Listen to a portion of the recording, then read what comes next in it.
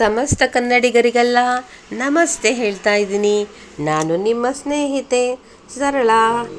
ಇವತ್ತಿನ ನಮ್ಮ ಪ್ರಯಾಣ ಒಂದು ಮಹಾಲಕ್ಷ್ಮಿ ಕ್ಷೇತ್ರಕ್ಕೆ ಹೋಗೋಣ ಅಂತ ಅಂದ್ಕೊಂಡಿದ್ದೀನಿ.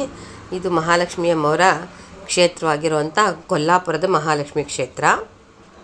ಇದು ಅತ್ಯಂತ ಪುರಾತನವಾದದ್ದು, ಪುರಾಣ ಪ್ರಸಿದ್ಧಿಯನ್ನು ಹೊಂದಿರತಕ್ಕಂಥದ್ದು.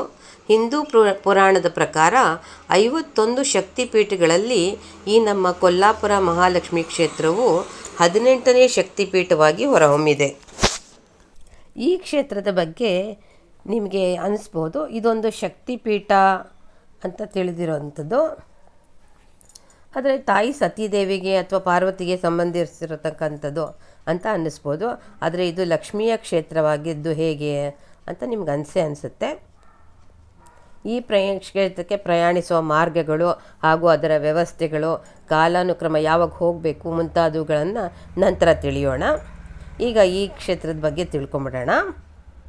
ಪ್ರಳಯ ಕಾಲದಲ್ಲಿ ಶಿವ ಕಾಶಿಯನ್ನು ಕಾಪಾಡಿದ ಹಾಗೆ ಮಹಾಲಕ್ಷ್ಮಿ ಈ ಕ್ಷೇತ್ರವನ್ನು ತನ್ನ ಕೈಗಳಿಂದ ಎತ್ತು ಹಿಡಿದು ಕಾಪಾಡಿದ್ದಾಳೆ ಎಂದು ಹೇಳಲಾಗತ್ತೆ. ಹಾಗಾಗಿ ಎಂತಹದ್ದೇ ಪ್ರಳಯ ಬಂದಿರಲಿ ಈ ಕ್ಷೇತ್ರಕ್ಕೆ ಮಾತ್ರ ಯಾವುದೇ ಹಾನಿಗಳ ಹಿಂದಿನಿಂದಲೂ ಆಗೇ ಇಲ್ಲ. ಇಲ್ಲಿ ಪುರಾಣದ ಪ್ರಕಾರ ಒಮ್ಮೆ ಭೃಗು ಮಹರ್ಷಿ ಹಾಗೂ ಕಶ್ಯಪ ಮಹರ್ಷಿಗಳು ತಮ್ಮ ತಪಸ್ವಿ ಸಂಗಡಿಗರ ಜೊತೆಯಲ್ಲಿ ಯಾಗ ಆಚರಿಸ್ತಾ ಇದ್ರಂತೆ. ಆ ಸಮಯದಲ್ಲಿ ನಾರದರು ಅಲ್ಲಿಗೆ ಬಂದು ಯಜ್ಞದ ಫಲವನ್ನು ನೀವು ಯಾರಿಗೆ ನೀಡುತ್ತೀರಿ ಎಂದು ಕೇಳಿದರು. ಆಗ ಭೃಗು ಮಹರ್ಷಿಗಳು ತ್ರಿಮೂರ್ತಿಗಳಲ್ಲಿ ಯಾರು ಶ್ರೇಷ್ಠರೋ ಅವರಿಗೆ ನೀಡುತ್ತೇವೆ ಅಂತ ಹೇಳ್ತಾರೆ. ಹಾಗೆ ತ್ರಿಮೂರ್ತಿಗಳನ್ನು ಸಂದರ್ಶಿಸಲು ಹೊರಡ್ತಾರೆ, ಯಾರು ಶ್ರೇಷ್ಠರು ಅಂತ ತಿಳ್ಕೊಳ್ಳೋದಕ್ಕೋಸ್ಕರ ಅಂತ. ಆಗ ಮೊದಲು ಬ್ರಹ್ಮದೇವರಲ್ಲಿ ಬರ್ತಾರಂತೆ. ಬ್ರಹ್ಮದೇವರಲ್ಲಿ ಬಂದಾಗ ಅವರು ಸರಸ್ವತಿಯೊಂದಿಗೆ ವೇದಗಳ ಚರ್ಚೆಯಲ್ಲಿ ಮಗ್ನರಾಗಿರ್ತಾರೆ. ಹಾಗಾಗಿ ಇವು ಭೃಗು ಮಹರ್ಷಿಗಳು ಬಂದಿರೋದನ್ನು ಗಮನಿಸೋದಿಲ್ಲ, ನಮಸ್ಕಾರ ಮಾಡಲಿಲ್ಲ ಅನ್ನೋದಕ್ಕೋಸ್ಕರ ಕೋಪಗೊಂಡು ನಿನಗೆ ಭೂಲೋಕದಲ್ಲಿ ಪೂಜೆನೇ ಇಲ್ಲದೆ ಇರೋ ಹಂಗಾಗಲಿ ಅಂತೇಳಿ ಶಾಪ ನೀಡಿಬಿಡ್ತಾರಂತೆ. ನೆಕ್ಸ್ಟ್ ಅಲ್ಲಿಂದ ಅವರು ಶಿವನ ದರ್ಶನಕ್ಕೋಸ್ಕರ ಕೈಲಾಸಕ್ಕೆ ಬರ್ತಾರಂತೆ. ಕೈಲಾಸಕ್ಕೆ ಬಂದಾಗ ಶಿವ ಪಾರ್ವತಿಯರು ಏಕಾಂತದಲ್ಲಿ ನೃತ್ಯದಲ್ಲಿ ಇರ್ತಾರಂತೆ. ಹಾಗಾಗಿ ಅವರು ಕೂಡ ಭೃಗು ಮಹರ್ಷಿನ ಗಮನಿಸೋದಿಲ್ಲ. ಅವ್ರಿಗೆ ನೀನು ಭೂಲೋಕದಲ್ಲಿ ಮೂರ್ತಿ ಪೂಜೆ ಇಲ್ಲದೆ ಹೋಗಲಿ ಅಂತ ಶಾಪ ಕೊಟ್ಬಿಡ್ತಾರೆ. ನಂತರ ಅವರು ಅಲ್ಲಿಂದ ವೈಕುಂಠಕ್ಕೆ ಬರ್ತಾರೆ. ವೈಕುಂಠಕ್ಕೆ ಬಂದಾಗ ಅಲ್ಲಿ ಕೂಡ ಲಕ್ಷ್ಮೀನಾರಾಯಣರು ಏಕಾಂತ ವಾಸದಲ್ಲಿರೋದನ್ನು ಕಂಡು ಮತ್ತು ಅವರು ಕೂಡ ಇವ್ರನ್ನ ಗೌರವಿಸೋದಿಲ್ಲ. ಇದರಿಂದ ತುಂಬಾ ಕೋಪಗೊಂಡು ಭೃಗು ಮಹರ್ಷಿಗಳು ವಿಷ್ಣುವಿನ ಎದೆಗಾಲಿಗೆ ಒದ್ದು ಬಿಡ್ತಾರಂತೆ. ಅವ್ರಿಗೆ ಕಾಲಿನಲ್ಲೇ ಕಣ್ಣಿರೋದ್ರಿಂದ ತುಂಬ ಕೋಪ ಬರ್ತಾ ಇರುತ್ತೆ. ಆದರೆ ವಿಷ್ಣು ಮಾತ್ರ ಶಾಂತನಾಗೆ ಉತ್ತರಿಸ್ತಾನಂತೆ, ನಿಮಗೆ ನನ್ನ ಬಲಿಷ್ಠವಾದ ಎದೆಗೆ ಒದ್ದಿರೋದ್ರಿಂದ ನಿಮ್ಮ ಕಾಲಿಗೆ ನೋವಾಗಿರ್ಬೋದು ಅಂತ ಹೇಳುತ್ತಾರಂತೆ. ಇವರಿಷ್ಟು ಶಾಂತವಾಗಿ ಉತ್ತರ ಕೊಟ್ಟಿದ್ದನ್ನು ಲಕ್ಷ್ಮೀ ದೇವಿಗೆ ಸಹಿಸೋದಕ್ಕಾಗಲ್ಲ. ನನ್ನ ವಾಸಸ್ಥಾನವಾಗಿರುವಂಥ ವಿಷ್ಣುವಿನ ಎದೆಗೆ ಓದಿದ್ದಾರೆ, ಈ ಥರ ವಿಷ್ಣು ಮಾತನಾಡ್ತಿದ್ದಾರಲ್ಲ ಅಂತ ಹೇಳಿ ವಿಷ್ಣು ಮೇಲೆ ಕೋಪಗೊಂಡ್ಕೊಂಡು ವೈಕುಂಠನೇ ಬಿಟ್ಟು ಅವರು ಭೂಲೋಕಕ್ಕೆ ಬಂದು ಇಲ್ಲಿ ಕೊಲ್ಲಾಪುರದಲ್ಲಿ ನೆಲೆ ನಿಂತುಬಿಟ್ಲು ಅನ್ನೋದು ಒಂದು ಕಥೆ ಆಗತ್ತೆ. ಮತ್ತೊಂದು ಪುರಾಣದ ಪ್ರಕಾರ ಶ್ರೀನಿವಾಸ ವೈಕುಂಠನ ತೊರೆದುಬಿಟ್ಟು ವಿಷ್ಣು ವೈಕುಂಠನ ತೊರೆದುಬಿಟ್ಟು ತಿರುಪತಿಗೆ ಬರ್ತಾರಲ್ಲ ಶ್ರೀನಿವಾಸ ಆಗಿ, ಆವಾಗ ಬಂದು ಪದ್ಮಾವತಿನ ಮದುವೆ ಆಗಿ ಅವರು ವಿಷ್ಣುವಿನ ಲೋಕನೇ ಮರೆತುಬಿಟ್ಟಿರ್ತಾರೆ. ಸಂಪೂರ್ಣ ಮರೆತುಬಿಟ್ಟು ಶ್ರೀನಿವಾಸ ಆಗಿ ಇದ್ದುಬಿಟ್ಟಿರ್ತಾರೆ. ಪದ್ಮಾವತಿನ ಮದುವೆನೂ ಆಗಿಬಿಟ್ಟಿರ್ತಾರೆ. ಈಗ ಇದನ್ನು ಗಮನಿಸ್ಬಿಟ್ಟು ನಾರದರು ಅವ್ರು ಲಕ್ಷ್ಮೀ ದೇವಿಗೆ ಹೋಗಿ ಹೇಳ್ತಾರೆ, ನೀನು ಹಿಂಗೆ ಮಾಡಿದ್ಯಾ, ನಿನ್ನನ್ನು ಮರೆತುಬಿಟ್ಟು ಅವನು ಪದ್ಮಾವತಿ ಜೊತೆ ಇದ್ದಾನೆ ನೋಡು ಶ್ರೀನಿವಾಸ ಅಂತ ಹೇಳ್ತಾರಲ್ಲ ನಾರದರು. ಹಾಗಾಗಿ ಈಕೆ ಲಕ್ಷ್ಮೀ ದೇವಿ ತಿರುಪತಿಗೆ ಬಂದು ಜಗಳ ಎಲ್ಲ ಮಾಡಿಕೊಂಡು ಹೋಗಿರೋದ್ರಿಂದ ಶ್ರೀನಿವಾಸ ತಿರುಪತಿನಿಂದ ನೆಲೆ ನಿಂತುಬಿಡ್ತಾರೆ, ಶಿಲೆಯಾಗಿ ನಿಂತುಬಿಡ್ತಾರೆ. ಆಗ ಬೇಜಾರಗೊಂಡು ಲಕ್ಷ್ಮಿ ಬಂದು ಕೊಲ್ಲಾಪುರದಲ್ಲಿ ನೆಲೆ ನಿಂತಲು ಅಂತ ಒಂದೊಂದು ಕತೆ ಹೇಳಲಾಗತ್ತೆ. ಆ ಕತೆ ಪ್ರಕಾರನೇ ಹೇಳಬೇಕು ಅಂದ್ರೂ ಶ್ರೀನಿವಾಸನಿಗೆ ತಿರುಪತಿಯಿಂದ ಪ್ರತಿ ವರ್ಷಕ್ಕೊಂದು ಸತಿ ಸೀರೆ ಮಡ್ಲಕ್ಕಿನ್ನ ಈ ಕೊಲ್ಲಾಪುರದ ಮಹಾಲಕ್ಷ್ಮೀ ದೇವಿಗೆ ಬರುತ್ತಂತೆ. ಅದನ್ನು ನೋಡಿನೇ ನಾವು ಇದು ನೀರ್ಬೋದು ಅಂತ ಅಂದ್ಬಿಟ್ಟು ನಾವು ಗಮನಿಸ್ಕೋಬೋದು. ಇನ್ನೊಂದು ಕತೆ ಪ್ರಕಾರ ಕೋಲಾಸುರ ಅನ್ನುವಂಥ ಒಬ್ಬ ರಾಕ್ಷಸ ಈ ಭಾಗದ ಜನರಿಗೆ ತುಂಬ ತೊಂದರೆ ಕೊಡ್ತಾ ಇರ್ತಾನಂತೆ. ಆತ ಲಕ್ಷ್ಮೀ ದೇವಿ ಅನನ್ಯ ಭಕ್ತ ಕೂಡ ಆಗಿರ್ತಾನಂತೆ. ಆತನ ತಪಸ್ಸಿಗೆ ಮೆಚ್ಚಿ ಆಕೆ ಅಲ್ಲೇ 100 ವರ್ಷ ನೆಲೆಗೊಡ್ತೀನಿ ಅಂತಂದ್ಬಿಟ್ಟು ಆತನಿಗೆ ಮಾತು ಕೊಟ್ಬಿಟ್ಟಿರ್ತಾಳೆ. ಇದನ್ನು ಗಮನಿಸ್ಕೊಂಡು ಅವನು ಅದನ್ನು ಆ ಭಕ್ತಿನ ಕ್ಯಾಶ್ ಮಾಡಿಕೊಂಡು ಇನ್ನೂ ಪಟಳ ಶುರು ಮಾಡಿಬಿಡ್ತಾರೆ. ಇವ್ರನ್ನ ಕೊಲ್ಲೋದನ್ನು ಯಾರಿಗೂ ಸಾಧ್ಯನೇ ಆಗೋದಿಲ್ಲ. ಹಾಗಾಗಿ ದೇವಾನ್ ದೇವತೆಗಳು ಲಕ್ಷ್ಮೀನ ನೀನು ಇಲ್ಲಿಂದ ತೊರಿಬೇಕು, ರಾಕ್ಷಸನ ಸಂಹಾರ ಮಾಡಬೇಕು ಅಂತ ಅಂದ್ಕೊಂಡು ಕೇಳ್ಕೊಂಡು ಈ ಜಾಗನ ನೀನು ತೊರಿ ಅಂತ ಕೇಳ್ಕೊಂಡಾಗ ಮತ್ತು ಅಲ್ಲಿಂದ ಸಿದ್ಧಮಧುಕೇಶ್ವರ, ರಂಗಭೈರವ, ಕಾಲವಿಠಲ ಇನ್ನೊಂಥ ದೇವರುಗಳ ಜೊತೆ ಸೇರಿಕೊಂಡು ಚಾಮುಂಡೇಶ್ವರಿ ತಾಯಿ ಈ ಕೊಲ್ಹಾಸುರನ ಮೇಲೆ ಯುದ್ಧ ಮಾಡ್ತಾಳೆ. ಚಾಮುಂಡೇಶ್ವರಿ ಅಂದಮೇಲೆ ನಿಮಗೆ ಗೊತ್ತೇ ಇರುತ್ತೆ, ಅವಳು ಲಕ್ಷ್ಮೀ, ಸರಸ್ವತಿ, ಪಾರ್ವತಿ 3 ಜನನೂ ಸೇರಿ ಆಗಿರುವಂಥ ದೇವಿ ಅಂತ. ಈಕೆ ಕೊಲ್ಹಾಸುರನ ಮೇಲೆ ಯುದ್ಧ ಮಾಡ್ತಾಳೆ. ಯುದ್ಧ ಮಾಡಿದಾಗ ತಾಯಿ ಜೊತೆ ಅವನು ಭಕ್ತಿಯಿಂದ ತನ್ನ ತಪ್ಪನ್ನು ಒಪ್ಪಿಕೊಂಡು ಕ್ಷಮಾಪಣೆ ಕೇಳ್ಕೊತಾನಂತೆ.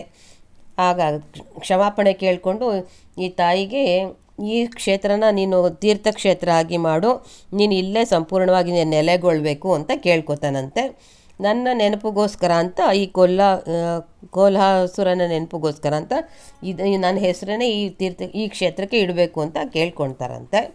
ಹಂಗೆ ಕೇಳ್ಕೊಂಡಿದ್ದಕ್ಕೋಸ್ಕರ ಈ ಊರಿಗೆ ಕೊಲ್ಲಾಪುರ ಅಂತ ಹೆಸರು ಬಂತು ಅಂತ ಇಲ್ಲಿ ಜನಗಳ ನಂಬಿಕೆ ಆಗಿರುತ್ತೆ. ವರ್ಷಕ್ಕೊಮ್ಮೆ ಇಲ್ಲಿ ಕೋಲಾ ಅನ್ನೋ ಹಬ್ಬ ಕೂಡ ಆಚರಣೆ ಮಾಡ್ತಾರೆ ಇಲ್ಲಿ ಆತನ ಬೇಡಿಕೆಗೆ ಹೊಂದ್ಕೊಂಡು.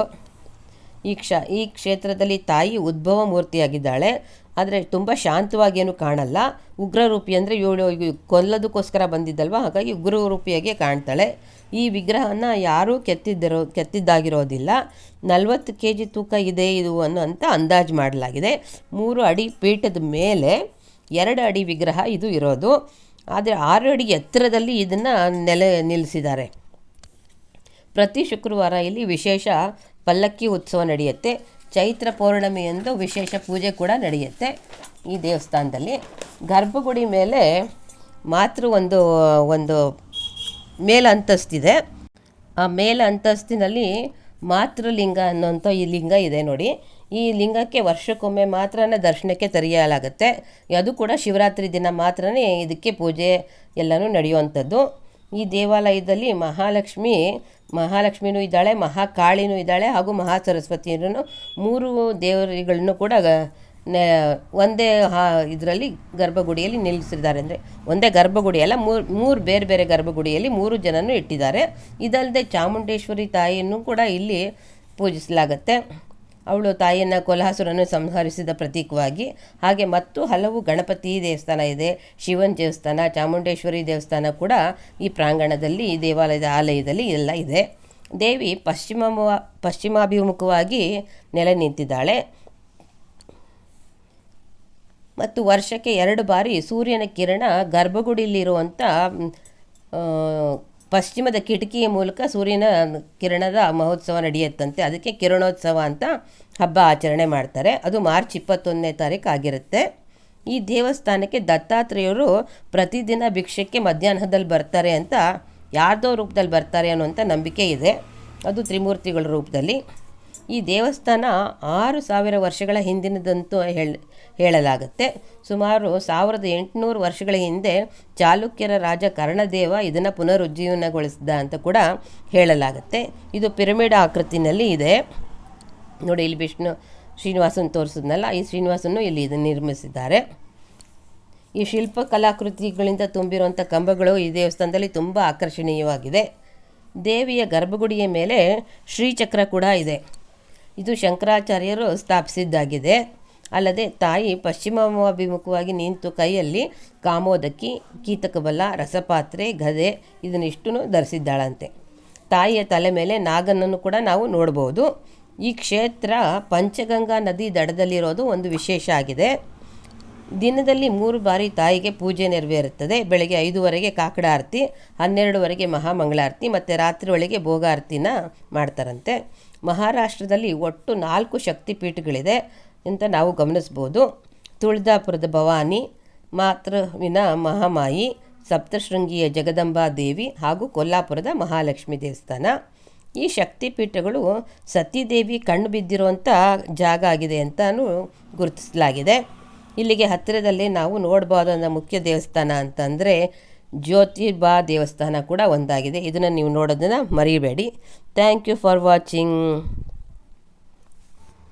ಇನ್ನು ಈ ಕ್ಷೇತ್ರಕ್ಕೆ ಪ್ರಯಾಣ ಬೆಳೆಸೋದು ಯಾವ ರೀತಿ ಹೋಗ್ಬೋದು ಅಂದರೆ, ಇದು ಪೂನಾದಿಂದ 240 ಕಿಲೋಮೀಟ್ರ್ ದೂರದಲ್ಲಿದೆ. ಕರ್ನಾಟಕದಿಂದ 413 ಕಿಲೋಮೀಟ್ರ್ ದೂರದಲ್ಲಿದೆ. ಬೆಂಗಳೂರಿನಿಂದ ಅಂತ ಹೇಳಬೇಕು ಅಂತಂದರೆ ನಮಗೆ 612 ಕಿಲೋಮೀಟ್ರ್ ದೂರ. ಬೆಳಗಾವಿಯಿಂದ ಕೇವಲ 100 ಕಿಲೋಮೀಟ್ರ್ ದೂರದಲ್ಲಿದೆ. ಇಲ್ಲಿಂದ ಬೆಳಗಾವಿಯಿಂದ ಅಂತೂ ನಮಗೆ ಪ್ರತಿ 10 ನಿಮಿಷಕ್ಕೆ ಒಂದು ಬಸ್ ಸಿಗುತ್ತೆ, ಯಾವುದೇ ತೊಂದರೆ ಆಗೋದಿಲ್ಲ. ಬೆಂಗಳೂರಿನಿಂದ ಐರಾವತದಲ್ಲಿ ಹೋದರೆ ನಮಗೆ 1500 ರೂಪಾಯಿ ಟಿಕೆಟ್ ಬೀಳುತ್ತೆ. ಬೆಂಗಳೂರಿನಲ್ಲಿ ರೈಲ್ ವ್ಯವಸ್ಥೆಯೂ ಕೂಡ ಇದೆ. ಬೆಳಗಾವಿಯಿಂದ ರಾಣಿ ಚೆನ್ನಮ್ಮ ಎಕ್ಸ್ಪ್ರೆಸ್ಗೆ ಹೋಗ್ಬೋದು ನಾವು. ರಾಣಿ ಚೆನ್ನಮ್ಮ ಎಕ್ಸ್ಪ್ರೆಸ್ ಹೋದರೆ ಸಾಂಗ್ಲಿವರೆಗೂ ತಲುಪುತ್ತೆ. ವಂದೇ ಭಾರತ್ ಟ್ರೈನ್ ಕೂಡ ಇದೆ ಇಲ್ಲಿ. ಮೇಕ್ ಮೈ ಟ್ರಿಪ್ಪಲ್ಲಿ ಹೋದರೆ 900 ರುಪೀಸ್ಗೆಲ್ಲ ನಾವು ತಲುಪ್ಬೋದು. ಆದರೆ ನಾವು ಹೋಗಿದ್ದು ಮಾತ್ರ ಶಿರಡಿ ಪ್ರಭು ಟ್ರಾವೆಲ್ಸ್ನಲ್ಲಿ ಹೋಗಿದ್ವಿ, ನಾನು ನನ್ನ ಫ್ರೆಂಡ್ಸ್ ಎಲ್ಲ ಕೂಡ ತುಂಬ ಟ್ರಿಪ್ ಅಂತೂ ತುಂಬಾ ಚೆನ್ನಾಗಿ ಬಂತು. ಈ ರಾತ್ರಿ ಹೊತ್ತಿನಲ್ಲಿ ದೀಪಾಲಂಕಾರ ನೋಡೋದು ತುಂಬ ವಿಶೇಷ ಅನಿಸುತ್ತೆ. ಹಗಲಲ್ಲಿ ಒಂಥರ ಚೆನ್ನಾಗಿ ಕಾಣಿಸಿದ್ರೆ ರಾತ್ರಿ ಇನ್ನೂ ಒಂಥರ ಆ ಶಿಲ್ಪಕಲೆಗೆ ಲೈಟ್ ಹಾಕಿರೋದು ತುಂಬಾ ಚೆನ್ನಾಗಿ ಅನಿಸುತ್ತೆ. ನನ್ನ ಪ್ರಕಾರ ನೀವು ಒಂದಿನ ಅಲ್ಲೇ ಇದ್ದು ಎರಡೂ ರೀತಿಯಲ್ಲಿ ನೋಡ್ಕೊಂಬಂದರೆ ಚೆನ್ನಾಗಿ ಅನಿಸುತ್ತೆ. ಬಟ್ ಸಾಧ್ಯ ಆಗಲಿಲ್ಲ ಅಂದರೆ ನೀವು ಬೆಳಗ್ಗೆನ 5:30 ದರ್ಶನಕ್ಕೆ ಹೋಗಿಬಿಟ್ರೆ ಕತ್ಲಲ್ಲೂ ನೀವು ದರ್ಶನ ಮಾಡ್ಬೋದು, ಹಾಗೆ ಬೆಳಗ್ಗೆ ಆದಮೇಲೂ ಕೂಡ ದರ್ಶನ ಮಾಡ್ಕೊಂಬರ್ಬೋದು ಅನ್ನೋದು ನನ್ನ ಭಾವನೆ ಆಗಿರುತ್ತೆ. ಇಲ್ಲಿ ಯಾವುದೇ ಸ್ಪೆಷಲ್ ಎಂಟ್ರಿಗೆ ದುಡ್ಡು ಕೂಡ ಏನೂ ಇರೋದಿಲ್ಲ, ಎಲ್ಲರೂ ಸರತಿ ಸಾಲಿನಲ್ಲೇ ಹೋಗಬೇಕು. ಭಾನುವಾರ ಮತ್ತು ಶುಕ್ರವಾರದಲ್ಲಿ ತುಂಬ ಜನಸಂದಣಿ ಇರುತ್ತೆ. ದೇವಸ್ಥಾನದಲ್ಲಿ ಆವರಣದಲ್ಲಿ ನಮಗೆ ಶಾಪಿಂಗ್ ಕೂಡ ಆಗೋಗ್ಬಿಡುತ್ತೆ. ನಾವು 2 ದಿನ ಬಿಟ್ಟು ಬೇರೆ ದಿನ ಹೋದರೆ ಸ್ವಲ್ಪ ಸಾಧಾರಣವಾಗಿ ನಾವು ದರ್ಶನ ಮಾಡ್ಕೊಂಬರ್ಬೋದು. ಶಾಪಿಂಗು ನಾವೆಲ್ಲೂ ಬೇರೆ ಹೋಗೋ ಅಂಥ ಅವಕಾಶ ಇರೋದಿಲ್ಲ. ಈ ವಿಡಿಯೋ ನಿಮಗೆ ಇಷ್ಟ ಆದರೆ ಒಂದು ಲೈಕ್ ಕೊಡಿ. ನಿಮ್ಮ ಹೊಸಬ್ರಾಗಿದ್ದರೆ ಸಬ್ಸ್ಕ್ರೈಬ್ ಮಾಡ್ಕೊಳ್ಳಿ. ಇನ್ನಂಥ ಒಳ್ಳೆಯ ದೇವಸ್ಥಾನಗಳನ್ನ ದರ್ಶನ ಮಾಡಿಸ್ತೀನಿ. ನಿಮ್ಮ ಫ್ರೆಂಡ್ಸ್ಗೂ ಶೇರ್ ಮಾಡಿ. Thank you.